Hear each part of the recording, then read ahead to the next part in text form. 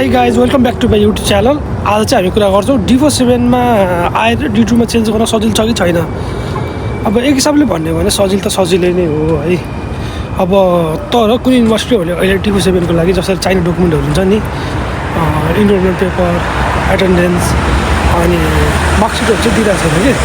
अब D47 मा किन स्टुडेन्ट धेरै आइरहेको छ त भन्दा अब एकदमै कम भन्दा कम जिपिएहरू पनि लिइरहेको हुन्छ, ग्याप पनि एकदमै लामो समय लिइरहेको हुन्छ हैन।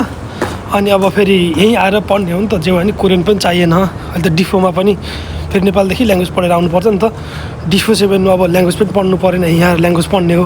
त्यसले गर्दा अब सजिलो सहज हुने भएको भएर सबैजना त्यसैमा आइरहेछन्।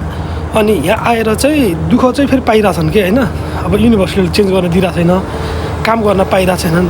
सोलभन्दा बाहिर आइरहेछ धेरैजना चाहिँ होइन। अनि सोलभन्दा बाहिर आए पछाडि काम पनि त्यति धेरै पाइन्न नि त। अनि सोलभित्र पनि D47मा भिजा लाग्छ र भन्दा लागिहाल्छ लाग्ने त, किन्न लाग्ने।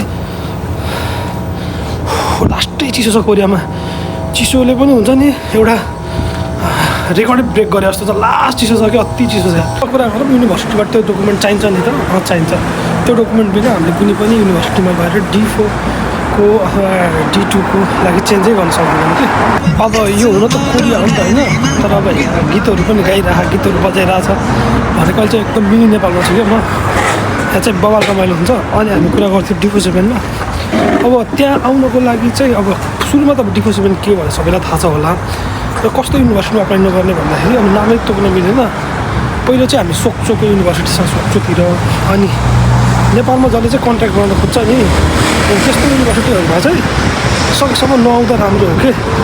तिनीहरूले यता आएर फेरि फसाउँछ अब तपाईँहरूलाई होइन। अब यहाँबाट फेरि जस्तो 6 महिना पुगे पछाडि त युनिभर्सिटी चेन्ज गर्न पाउनु पऱ्यो नि त होइन। अब हामीले कुनमा आफू जाने भनेर त आफू डिसाइड गर्न पाउनु पऱ्यो। र डिसाइडै गर्न दिएन भने त कसरी गर्ने त होइन। त्यही भएर सुरुमै चाहिँ आफू चाहिँ वहीँबाट स्ट्रङ भएर आउनु पऱ्यो कि।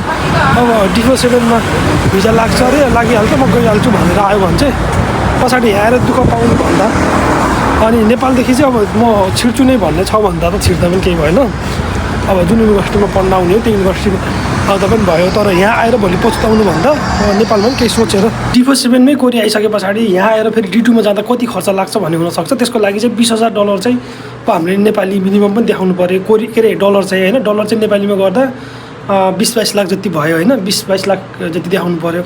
त्यसलाई चाहिँ हामीले यहीँ आएर मेन्टेन गर्न सकिन्छ। त्यो कतै लोनमा लिएर दिनको हिसाबले पैसा तिरेर चाहिँ गर्न मिल्यो कि त्यो कुरा चाहिँ त्यसरी गर्न मिल्छ। अनि त्यस पछाडि डकुमेन्टेसनहरू चाहिँ के चाहिन्छ, युनिभर्सिटीले D47 जुनमा पढिरहेछ नि त्यहाँबाट चाहिँ अब त्यहीँबाट त्यहीँ चेन्ज गर्ने भन्दा केही पनि चाहिएन, ऊ त्यही सिधै भयो होइन। त्यहाँबाट अब अर्को युनिभर्सिटी जाँदै हो भने चाहिँ अब इनरोलमेन्ट चाहियो, अब मार्कसिट चाहियो, त्यस पछाडि चाहिँ अब एटेन्डेन्स पेपरहरू चाहिँ त्यहाँबाट लिनुपर्ने हुन्छ क्या। अनि बाँकी डकुमेन्टहरू चाहिँ के चाहिन्छ भन्दा नेपालमा जुन अब मोफासम्म गएर जुन सर्टिफिकेट भेरिफाई गराएको सर्टिफिकेट हुन्छ नि, त्यो सर्टिफिकेट चाहिँ यहाँ आएर फेरि नेपाल एम्बेसीमा गएर फेरि डकुमेन्ट भेरिफाई गर्नुपर्छ क्या। यहाँ आएर पनि कम्तीमा 10,000 लाग्न सक्छ। जस्तो नेपालबाट आउने अहिले स्टुडेन्टहरूले चाहिँ प्रायः ग्रेजुएसन सर्टिफिकेट चाहिँ धेरैले नबोकी आएको छ कि।